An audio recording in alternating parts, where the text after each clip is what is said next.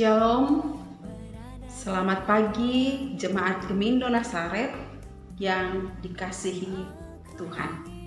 Kita bertemu kembali dalam acara Embun Pagi.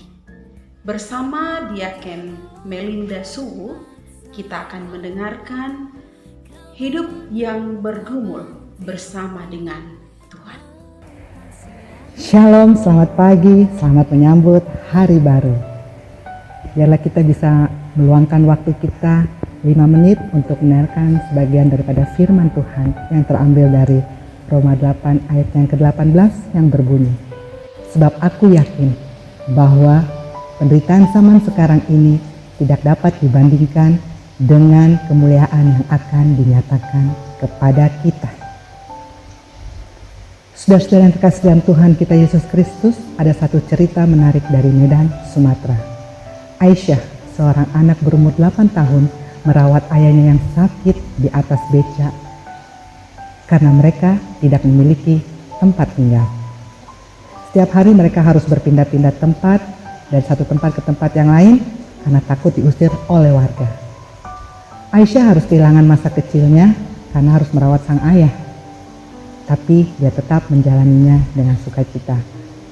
Kisah ini kemudian menjadi viral dan mengalirlah bantuan bagi Aisyah dan ayahnya. Lalu kemudian ayahnya dapat berobat dan sembuh dari sakitnya.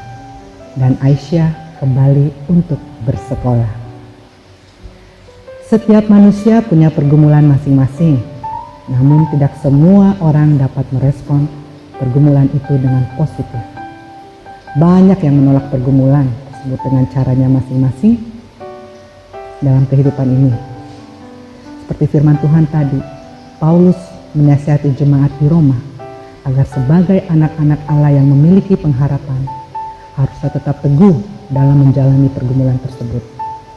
Sebab pada akhirnya kemuliaan akan diterima oleh mereka yang menaruh harapnya pada Tuhan.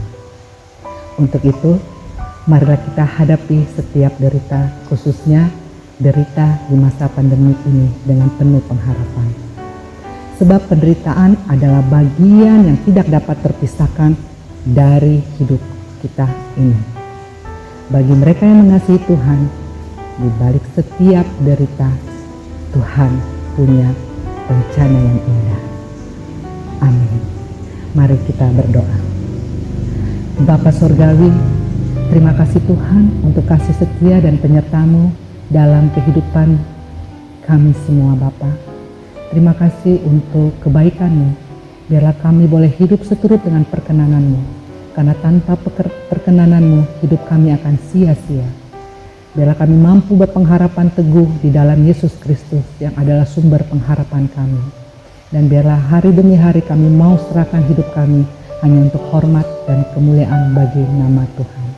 Inilah kami, anak-anak-Mu, kami akan sambut setiap hari yang telah Engkau percayakan kepada kami dengan penuh harapan. Di dalam nama anak-Mu Yesus Kristus yang adalah Tuhan dan Juru Selamat kami yang hidup.